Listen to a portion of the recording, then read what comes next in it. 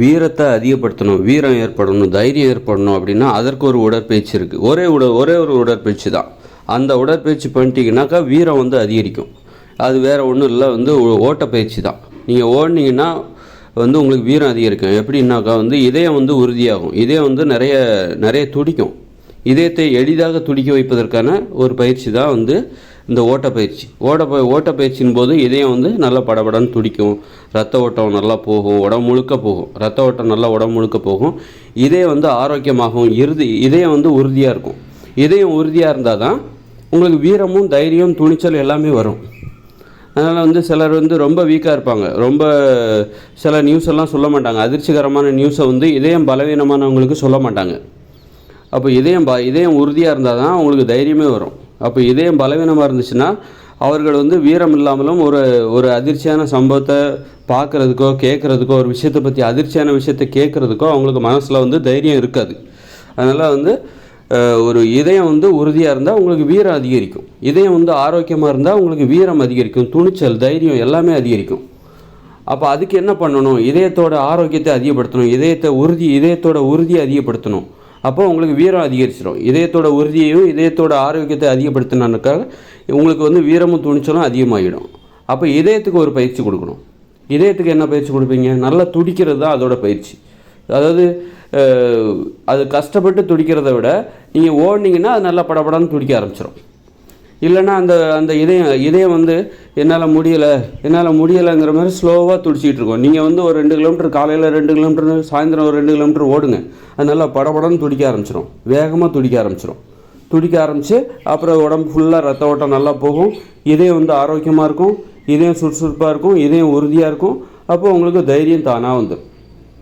இதயம் வந்து ரொம்ப சோர்வாக இருக்குது, ரொம்ப வீக்காக இருக்குது அப்படின்னா கஷ்டமான விஷயத்தை பார்க்குறதுக்கோ கஷ்டமான ஒரு விஷயத்தை கேட்குறதுக்கோ அது வந்து பலவீனமாக தைரியம் இல்லாமல் போய்விடும். அதனால் இதயத்தோட ஆரோக்கியத்தை அதிகப்படுத்துறது மூலமாக உங்கள் வீரத்தை அதிகப்படுத்தலாம், உங்கள் துணிச்சலை அதிகப்படுத்தலாம், உங்கள் தைரியத்தை அதிகப்படுத்தலாம்.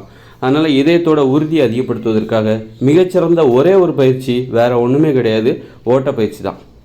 நடைப்பயிற்சியின் மூலமாக இதயத்தோட உறுதியை கொஞ்சம் தான் அதிகப்படுத்த முடியும். ஓட்டப்பயிற்சியின் மூலமாக தான் டெய்லி காலையில் 2 கிலோமீட்டர் மாலை 2 கிலோமீட்டர் நீங்கள் ஓட்டப்பயிற்சி செய்வதன் மூலமாக உங்கள் இதயத்தின் உறுதியையும் ஆரோக்கியத்தையும் அதிகப்படுத்த முடியும். அது வேகமாக துடிக்கும், நல்லா ரத்த ஓட்டம் சுறுசுறுப்பாக இயங்கும், அப்போ உடம்பும் சுறுசுறுப்பாக இயங்கும்.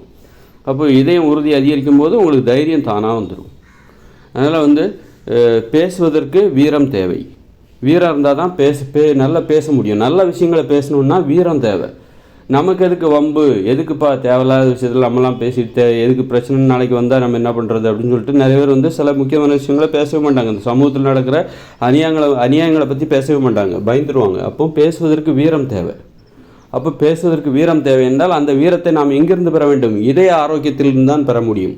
இதயம் உறுதியாக இருந்தால் தான் பேசுவதற்கான வீரமே நமக்கு கிடைக்கும். அதனால் நல்லா பேசணும், வீரத்தோடு பேசணும். சமூகத்தில் நடக்கிற அநியாயங்களை பற்றி பேச வேண்டும். ஒரு மாற்றத்தை முன்னெடுத்து நாம் பேச வேண்டும்.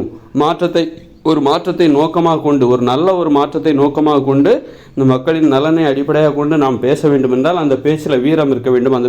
அந்த வீரம் எங்கேருந்து வருது? இதய ஆரோக்கியத்திலிருந்து தான் வருகிறது.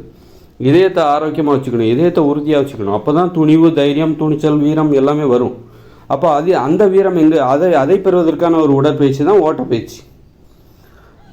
டெய்லி காலைல 2 கிலோமீட்டர் மாலை 2 கிலோமீட்டர் அன்றைய தினத்திற்கு உங்களுக்கு தேவையான துணிச்சல், வீரம் எல்லாமே கிடைத்துவிடும்.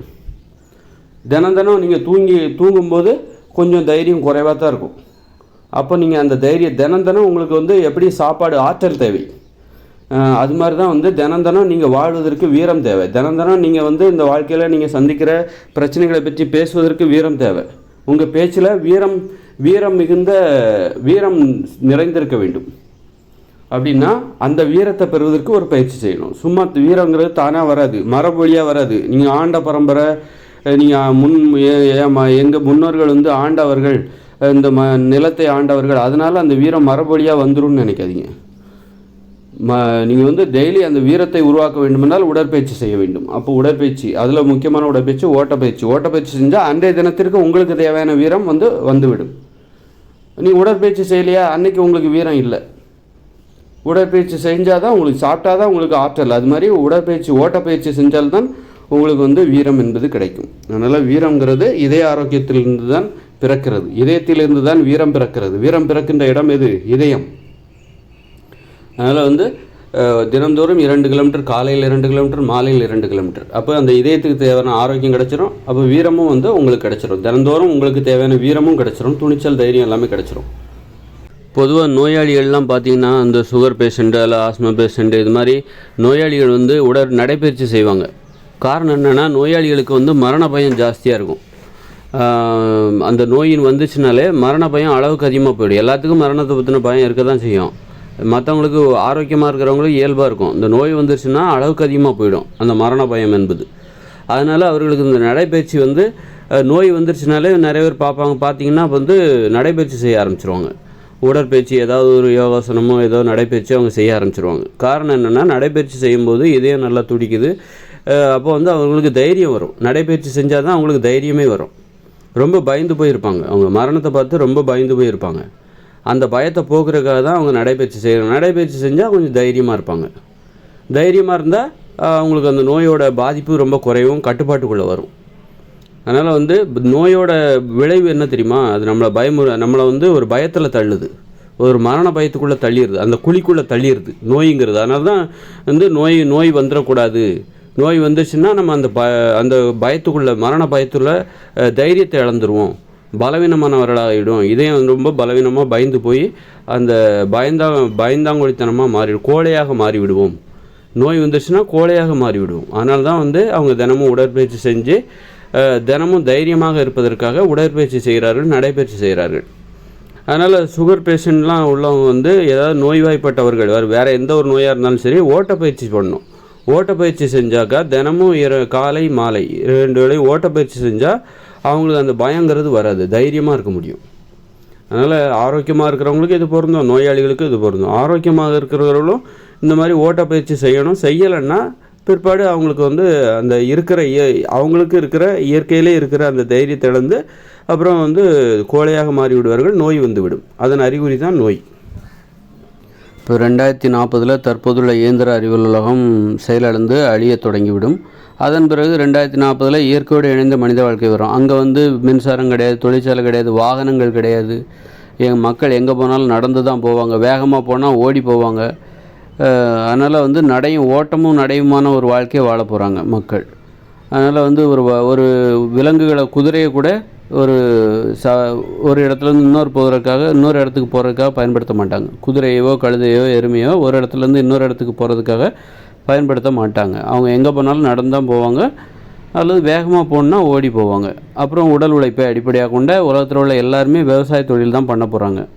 உடல் உழைப்பை அடிப்படையாக கொண்டு வாழ போகிறாங்க. அப்புறம் தினமும் ஆடல் பாடல் விளையாட்டு, எங்கே போனாலும் நடந்து போகிறது, ஓடி போகிறது, விவசாய தொழில், உடல் உழைப்பை அடிப்படையாக கொண்ட அந்த விவசாய தொழில், இப்படி வாழ்கிறதுனால அவங்க இருதயம் வந்து நல்ல உறுதியாக இருக்கும், நல்லா துடிக்கும்.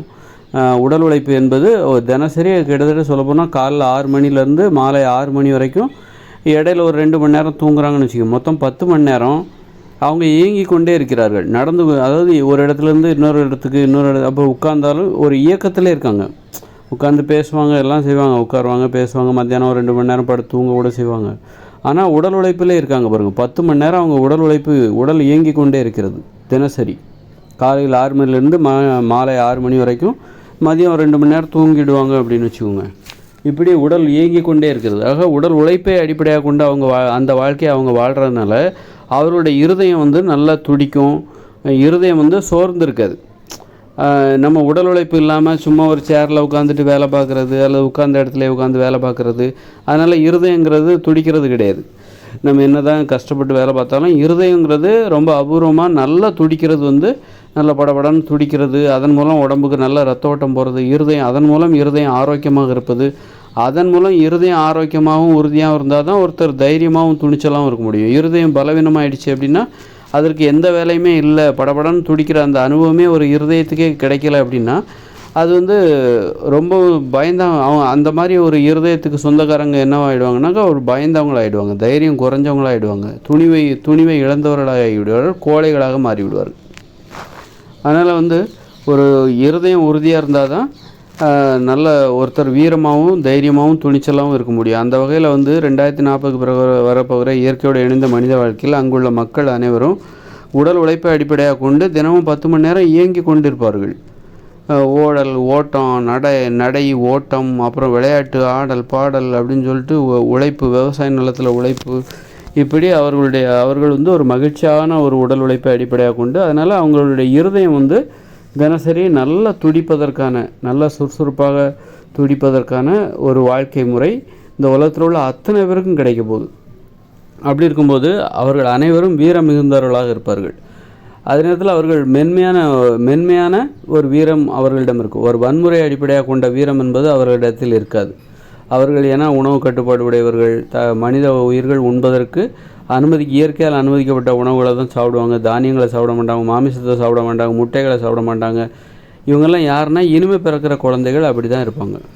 இனிமே பிறக்கிற குழந்தைகள், 2024க்கு அப்புறம் பிறக்கிற குழந்தைகள், 2023க்கு அப்புறம் பிறக்கிற குழந்தைகள் பிற்காலங்களில் அவர்கள் வந்து இந்த மாமிசத்தெல்லாம் உண்ண மாட்டாங்க. மனித உயிர்களாக அவர்களை பார்த்தா மனித உயிர்கள் இப்படி தான் இருப்பாங்க.